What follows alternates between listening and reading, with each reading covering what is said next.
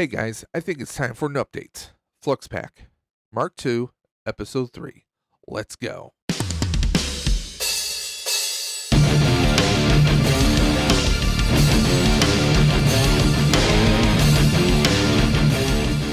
Hey guys, welcome back again to Dave's Dimension. Welcome back again for another video. Welcome back again to the channel that is your home for tech, toys, and talk. And of course, you guys know it, the channel where chaos and insanity will always reign supreme. So we're back again for another update on the Flux Pack Mark II. This is episode 3. We're going to go over a few more parts that I've 3D printed, plus the electronics.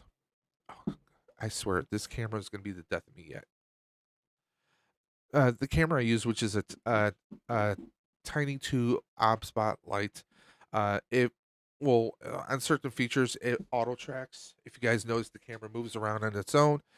It also, if I'm just doing a certain gesture, it will also autofocus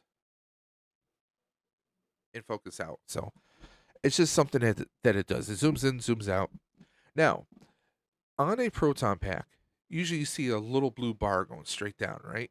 Or shooting straight up, I should say. That is known as the power cell. Okay?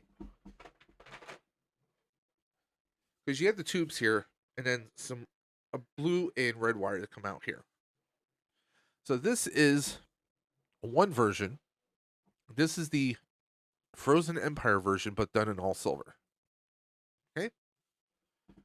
Now, I tooled around with the idea. One of the great things about the PS1 printer from Bamboo Labs, it is compatible with their AMS, which is Automatic Material System. Now, what that simply means is I can print multiple colors. So it does it basically, it's painting the filaments. It's painting your project. Now, this is a poor example. This one, I had some very terrible results. You can see some of the print lines and little hits and misses right there. So this one did not turn out that well, but it was a test I was doing. Also, it depends on the orientation and if you have to pause. I did have to stop this project a couple times, or should I say pause it, and that's where some of the mistakes came from. But I thought the concept idea wasn't too bad. Okay? The thing is, when it comes to 3D printing, experimentation is definitely the way to go. Now, here's another one, okay? This one came out tremendously better. However, a couple problems. One, you can see some roughness on the front. Now, given that people are going to be focusing on the the front or the face of the proton pack, and plus we had a lot of that. I call it that the hair, the threading came out terrible. Okay, now here's my most recent one. We had a little bit of threading towards the window, but you really can't see it. The inside looks fantastic, right? Everything came out fantastic. Now, obviously, I'm going to be painting the entire pack anyways. I'm going to be using a special silver paint. Rust-Oleum Custom Chrome. So we're going to be using this chrome to make this silver look even more finer. Try and get it to look just like the DeLorean. Okay. Sit, boo-boo, sit. So, this is the one we're going to go with. Now, I do need to do a little bit of sanding. You can see almost like a grid-like pattern on here. But for the most part, this looks fantastic. I mean, this is probably the best one I've printed so far. And I actually just did it kind of the traditional way. Going straight up. Because when it comes to 3D printing, sometimes you need to reorientate a few things. What I mean reorientate, different sides. Now, like right now, I'm printing what some people call the cake pan, the top of the cyclotron, okay? Now, right now, because my printer isn't wide enough, I'm actually printing it at an angle. I've done that with the previous one before. This one was printed at an angle, but you really can't tell. I mean, this looks pretty damn awesome. There's no paint on here. This is all silver PLA filament. You can see the inside is a little rough in some spots, right? And you can probably see where a few of the supports were. But from the inside, you really don't have to worry about that. And if I was going to use this right now, I would smooth this out a little bit. But again, like I said in previous video, it doesn't have to be perfect. Now, few updates. Now, the new cyclotron lid I'm printing, it's going to be a little bit different because now this was a MK3 version or the Mark III version, if you will. Okay, the way this is designed, we can just pop a lens right into it. Now, this is your basic red lens.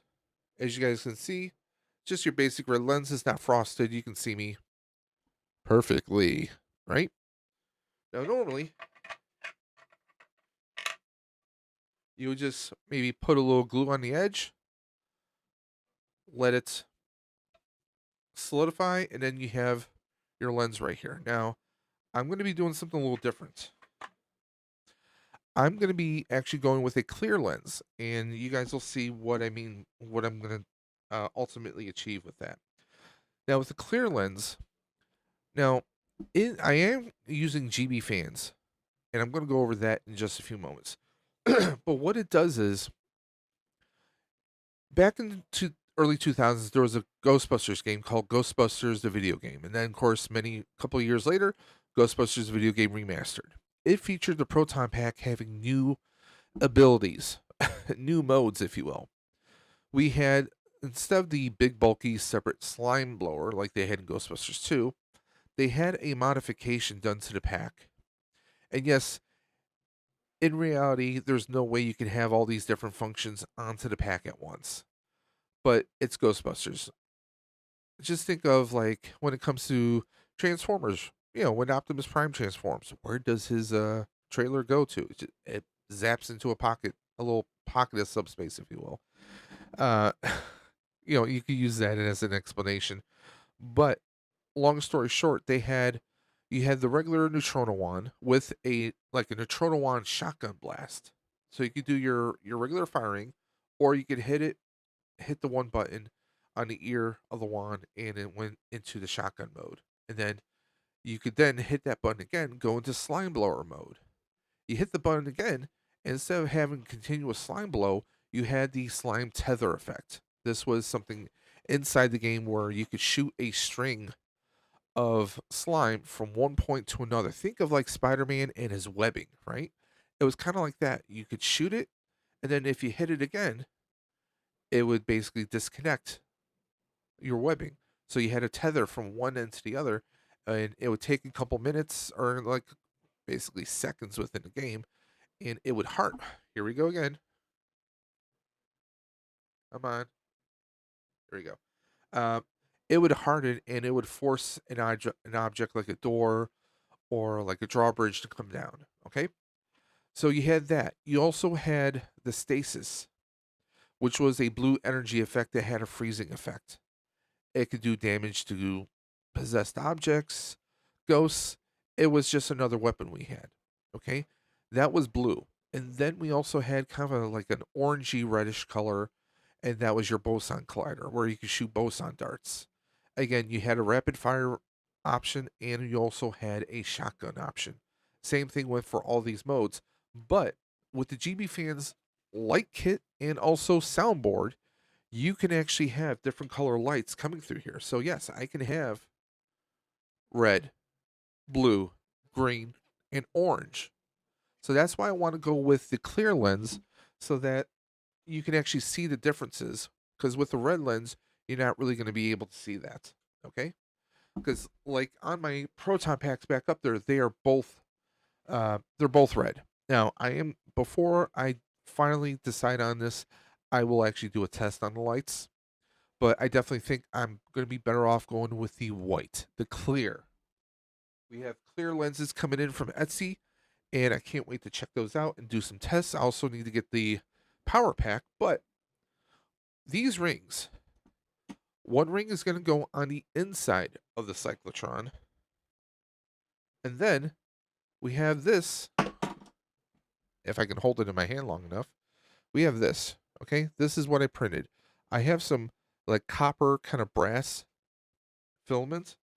So this is the copper is what's going to be on the outside of the proton pack. The silver is going to be on the inside. So it's going to hold this together kind of like an Oreo, oh, if you will. Kind of sandwich it together right there. So it holds it in place because you're going to have a large hole on the outside and on the inside, and this is just going to kind of keep it right in place, keep that lens perfectly centered, and then also I have to put the refractor or the reflector. Think of the cone-like aluminum cone that you have inside of a flashlight, right?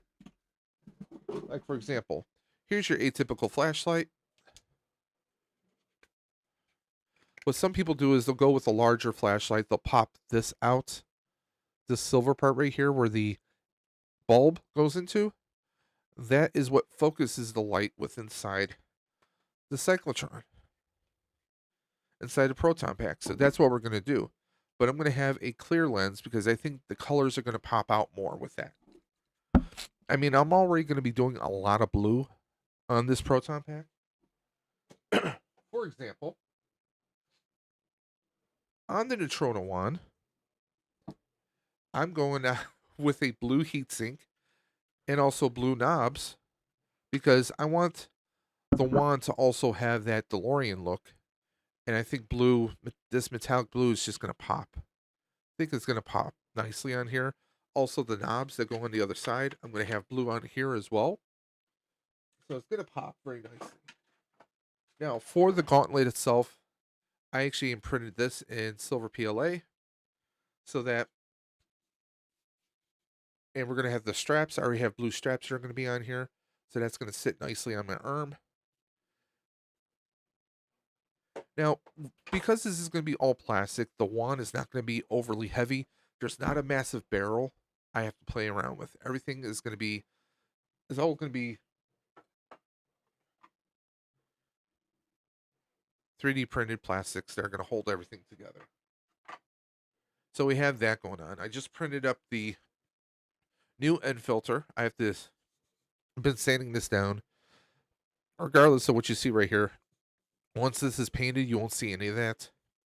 I actually ran out of silver filament, so I had to use a different one. So that's why you see the two-tone. Well, you won't see that afterwards. Also, I have to buy some screen mesh to go on the inside of this. However, I might go with a different color or just buy some screen and then paint it a certain color. Because I really want to make everything pop. Now, at one point, I was thinking of going with a bronze heatsink or even black heatsink, but I think the blue aesthetic is really going to make things pop. I'm going to have a bunch of extra grommets. This is one of the mounts I'm going to use.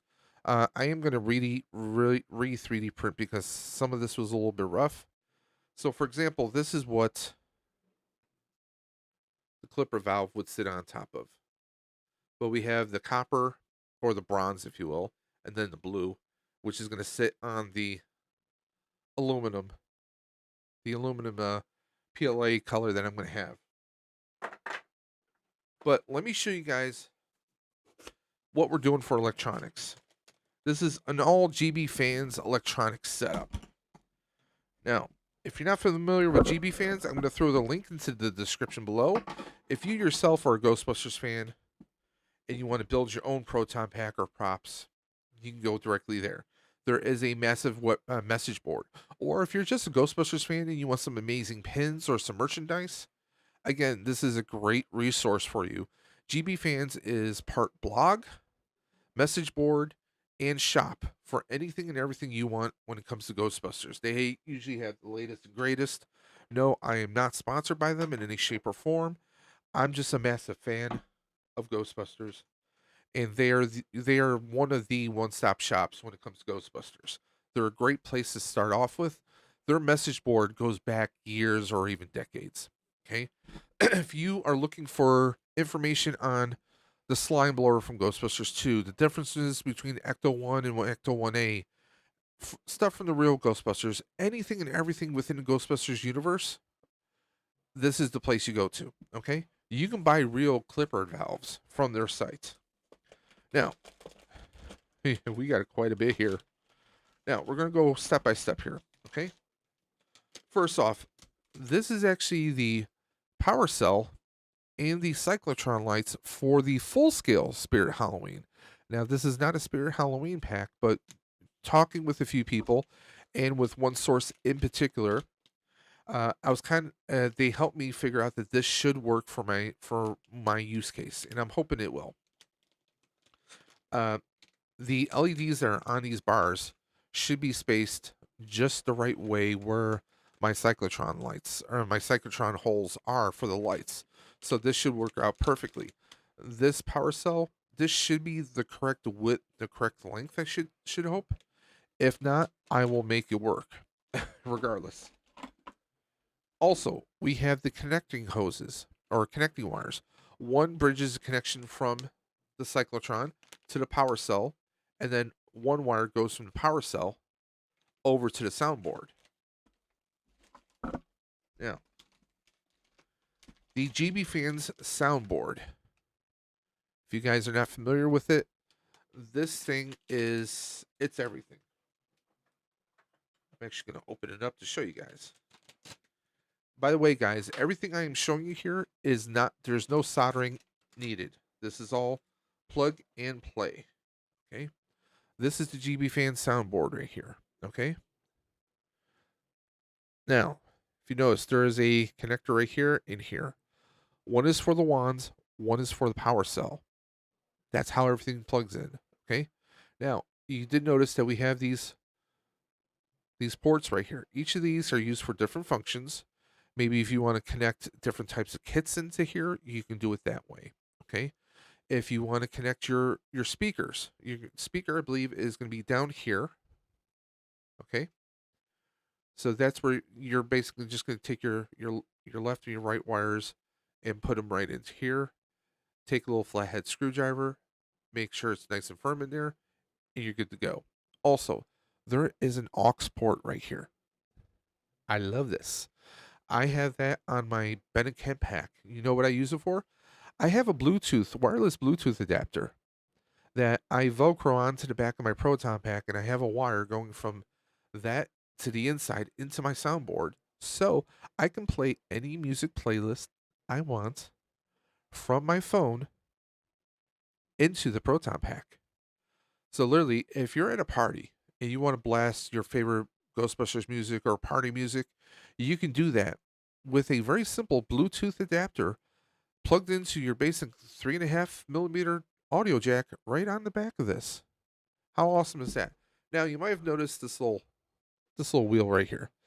This is a potentiometer. Okay, basically think of your volume up and down, up and down. But guess what? We can connect another potentiometer so that we don't have to worry about this. Because if you want to change the volume on your Proton pack, what's the easiest way for you to do that? Some people will mount. I did this on a Spirit pack once. I put my own separate potentiometer onto the bottom, towards the bottom of the pack, where I can reach below, and I can adjust the volume up and down like that. Some people, like on the Ben and Kent here, what I did was I added a potentiometer to the crank knob. So if I'm at an event, one of my teammates, I can ask them, "Hey, can you turn that down for me? Can you turn that up for me?" And they can do that 1, 2, 3. Literally, this thing is amazing. There's so many possibilities to these. If you notice, we have little switches right here. Give you guys a nice look right there. All those switches, there are different modes on here. There's video game mode. You can turn video game mode off. You just want to have regular particle stream, you can do that. There is an interactive movie mode on here. So if you wanted to play excerpts from the Ghostbuster movies, it will do that. And it's interactive. There's an interactive movie feature in here where if you hear Slimer and then when you hear that ghost or whatever monster you hear, if you fire immediately, it will play a response to that. So it gives you a conclusion to that. So there is a very, very fun interactive mode. Now, also, there is a micro SD card here. This is where all the sound files are kept. And I can speak to this. A couple years ago, I played around with that sound card, and I was able to replace certain files with other audio files. Uh, Usually, with the wands connected to this, there is a button where you can automatically play the Ghostbusters theme. Well, I was able to swap that out and make it play higher and higher. I was able to make it play on our own. So that is something that you guys can definitely do. Now, my idea is a little bit different. I tend to go a little bit more extreme. That is, if I can get the right sound files. I am planning to replace some of those sound files with Back to the Future sounds. Like there is a allergies, guys. Sorry, there is a audio effect for when you turn the proton pack on and when you turn it off. I was thinking of making it so it sounds like the time circuits are being turned on, and then maybe the an error sound when they time or when they turn off, or maybe revving the DeLorean.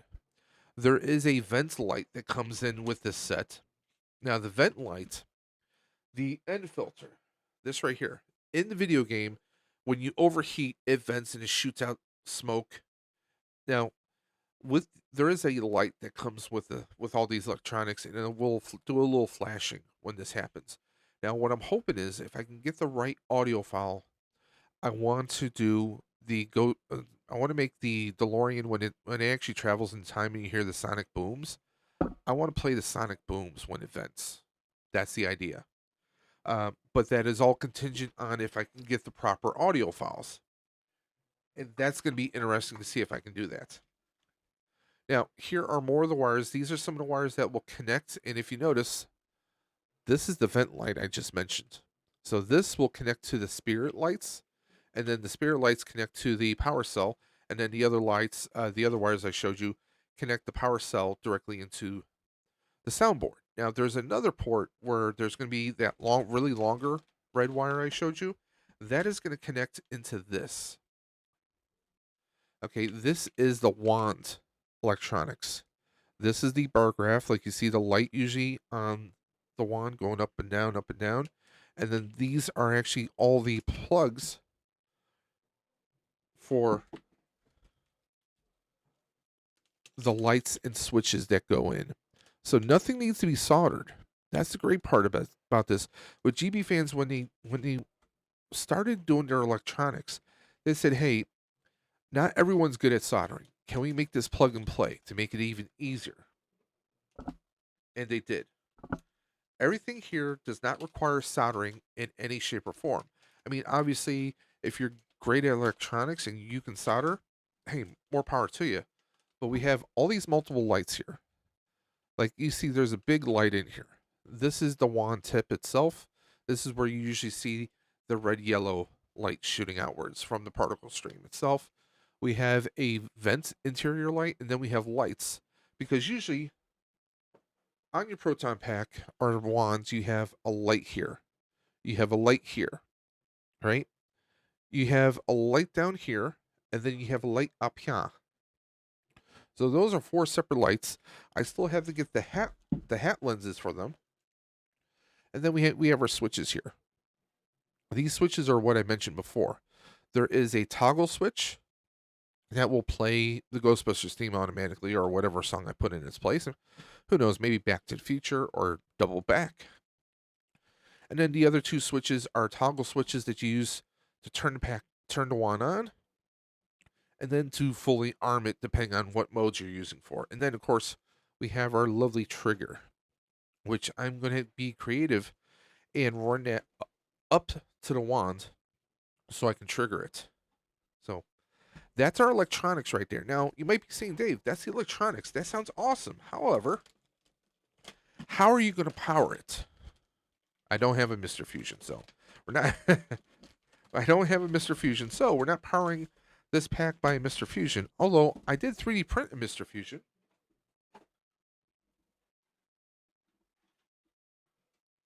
We will have this connected onto the pack at some point in a nice spot where it doesn't stick out. Because the original proton pack on the bumper, that is, I actually had this sticking outward. And the problem with that is when you turn around, people are walking, they're bumping into when anyone who's ever worn a proton pack knows that people are going to bump into you regardless. Okay? So for this, I would love to have. I wish I could do this again, but the problem is it causes too many issues. People were banging into it. They can cause some real damage. They can damage the pack with this, and hurt themselves in the process. So right now, my concept is for the top of the proton pack. There's what's known as the booster tube. Okay, if you guys look behind me, you see like a round tube going straight up. Now where there's a now the tube I'm talking about.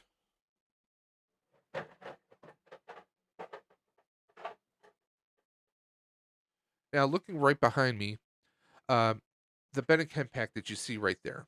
Okay, you see that there's a little silver block with a little copper rod going straight down. Now, to the next of that, you see a blue wire, a blue tube coming over. Now, behind that, that is the booster tube. So we're going to have this sitting right at the top of the booster tube. And I measured this out, so this perfectly will fit right on top of the booster tube. So this is how the booster tube is going to be powered, thanks to Mr. Fusion. So we are going to have Mr. Fusion represented right there, and he's going to be side by side with the flux capacitor. Kind of a wink at Back to the Future 3, if you will. So that's how we're going to do that. However, the power source for the entire proton pack is going to be a Talent Cell. Talent Cell rechargeable power pack. Now, I've used these in multiple proton packs. They are great, and they can run for days. On a full charge, I could run my pack probably for maybe 3 days nonstop, maybe 3 or 4. It depends. But that's what we're going to use. And I'm going to have links in the video description below for that. And also links to GB Fans. And all you have to do is just go to GB Fans shop, go to the main page, click on Proton Pack parts. If you click on pack parts, you'll find all the electronics I pretty much came across today that I showed you guys today. Now, some of them may not be in stock or they will be in stock. Just give it time because they have staff that has to make this from scratch. It's not like they're ordering these parts from Amazon. These are custom parts, custom circuit boards that they are making their own PCBs that they are making themselves, okay? So it takes them time to build them, to source the parts, get the resources and to build them out. Now, a lot of the small grommets like there's the Legris, all the little brass parts, everything on there. I'm going to try and 3D print myself to save money. When it comes to 3D printing, it can save you a lot of money. I mean, a clipper, you're probably talking about, it could be anywhere between 40 to 60 bucks for one of these. So for me to be able to 3D print one and then maybe spend $20 on, 20 to $25 on pack labels through like Etsy. So I can get all the labels and then I just slap one on here. I'm good to go. I mean, come on, that's a no-brainer. I mean, from a distance, with a missing label, you really can't tell that this is not the real deal. It has all the holes in there. I could pop those holes out, and this would look like a real clipper valve to just about anyone. It feels much lighter, and that's another thing. 3D printing affords you the ability to print things much lighter. Now, I will say this: if you are into 3D printing, I highly recommend following Millennium Workshop. I'm going to have the links in the video description below for him, for his channel, and his Instagram. So please check him out. He is a master builder when it comes to 3D printing and just props in general. He's been an amazing resource for me to tap into and reach out to. He's just amazing. Now, going back to the parts, when it comes to 3D printing, now I live in Buffalo, Grand Island, New York, technically speaking. Um, the hottest it gets here is maybe 80 or 90 degrees. Okay. Now, if you're in much warmer climates, or if you're someone that you're taking your pack to an event, you're gonna have your stuff sitting in your car while you're at work all day long. That's not good. PLA is still plastic. Okay, regular PLA is just your standard plastics. Okay, so with that being said, you know, give it enough stress and you know, enough wear and tear, it can cause some real damage at times. Okay. Now there is what's known as PETG, PETG. It is more of a stronger plastic. It's more durable, and if you have a lot of high temperatures, it's definitely the way to go is to use PETG. Okay, PETG, it's stronger. It'll hold better in temperature. As far as some of the finer points, like well, here, the just to show you guys, this is the tube I'm going to use. It fits on there perfectly. I just have to bond it at a later point in time. Um, but when it comes to 3D printing, there is a wealth of knowledge on YouTube, guys. You can check out if you want more scientific, more precise numbers and facts. There's a lot of other resources out there. However, for me, when it comes to like 3D printing, we haven't had any. My wife and I have not had any issues with any of the props we've taken to cons. They've all been with PLA. However, the more stress you have, the more heat. Because you got to figure with a con, when you go to a con, you're usually roasting your butts. Let's be honest.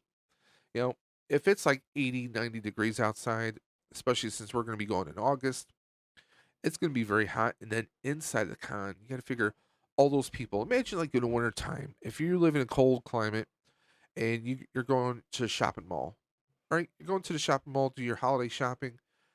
Imagine how like the more people you have in a confined space, it always feels much hotter. Like you have to take off your winter coats.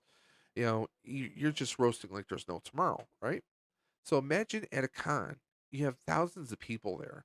It's 90 degrees on the outside, and fingers crossed that they have some kind of AC going on the inside. And then the plastics. If it's so hot that it could have effects on your plastics, that's why I say don't leave your stuff inside your car. Because if like say, oh, well, I'm gonna, if I'm a Ghostbuster and I'm going to an event, uh, this evening, but I'm gonna bring all my gear with me. As soon as I get out of work, I'm gonna change and I'm gonna bring my gear with me. If your stuff is sitting in a hot car for 9 hours, there's going to be some warping. There's going to be some shifting. Stuff is going to become not so strong anymore, and you're going to have a lot of breakage. That's all I'm alluding to. Okay. But if you're going to 3D print stuff, PETG, if you're in a warmer climate, let's say Arizona, California, uh, any desert states, I would definitely highly recommend doing this stuff in P and PETG if you can. I like the silk PLA, but here in Buffalo, I mean, the most it gets here is maybe 80 to the 90s here at most, at best. So Canada's usually roughly about the same. You can go over the border. It's about maybe 2 hours to get to Toronto. So for me, I'm not expecting my gear to get to be too bad, but that's why I'm reinforcing a lot of stuff. Everything's going to be bonded and bolted down. Uh, Again, I'm going to have links in the video description below. But if you're going to build a proton pack, and this is, let's say this is your first one ever, you're not electronically inclined, this stuff is the best way to go. Now, now, as far as the electronics go, there are mounting brackets that you can download in 3D print, or you can even buy them on Etsy. In my Ben and Kent pack, I did things a little bit different than what most people do. Okay. Most people will have everything on these special brackets to make it look nice and clean. Mine was done a little bit differently, and I actually use standoffs. If anyone out there is familiar with computer building, usually when you place your motherboard into your computer tower, you use these little hex shaped uh, risers, if you will. They're called standoffs. Okay, I actually used a bunch of those inside my proton pack when I built the Ben and Kent pack. It worked out tremendously. Okay. So sometimes something like that might help you with some of your mounting because sometimes it's kind of hard to figure out, like, well, how, as far as the rising bracket for the power cell, if I have a little bit too to the left or a little bit to the right, uh, on one, I just used a bunch of standoffs to raise it up so high that it just worked out. Sometimes you have to think outside the box when it comes to 3D printing and when it comes to prop making. I mean, this is not the original size of this. This is actually a dice tower that I found on Bamboo Labs through their software, which you can find this on Thingiverse. It's on so many different sites. It's not even funny. Now, the actual full size one. Let me actually show you guys. Go up right here. Click off normal tracking. There we go. I actually, right there, right next to the dock, I got my Doc and Marty 1/6 scale Hot Toys right there. That right there, you see, right next to the dock, that's the full size Mr. Fusion. And that is actually a dice tower. It actually has a hinge and a screw that you 3D print. It's got a latch that holds it in place. You basically pop off the lid and you drop your dice in there, and it drops right into the black receptacle in the bottom, which is a good size. Now, I mean, I know it's the 40th anniversary of Back to the Future, but seriously, they should do, if they do a popcorn bucket, they better do that. That's the most simplest thing you can do. And let me just throw some pictures right up there. You're gonna see those right there. Um, it's a nice, good spacious thing. And if you're into D&D, you're into gaming, you need a dice tower. That's a pretty fun one to have. There's tons of different dice towers you can get 3D print. I do apologize for the mess. I have a box full of 3D printed parts behind me. I have filaments all over my shelving here, so I do apologize, guys. As you guys can see, I've just been printing parts upon parts, and I honestly love the silver. Now this is a little rough here. The blue part's a little rough, but take a look at those colors there. This came out pretty damn good. That's without any sanding, any painting of any kind. But there we are, guys. Episode 2, the electronics. Stay tuned. We have a lot more to come, and I hope you guys will keep following me on this journey. The road to Fan Expo 2025, Fan Expo Canada in Toronto, Flux Pack Mark II, Part 3 in the books, guys. Guys, if you have any questions, any comments, any concerns, please don't hesitate to ask. You can always reach out to me on my Instagram on Daves_Dimension. Or you can even email me at davesdimension78@gmail.com. But guys, until next time, you know I'm going to say it. I say it every single time. Keep on busting. And I'm always, always going to catch you on the flip side. Take care, guys.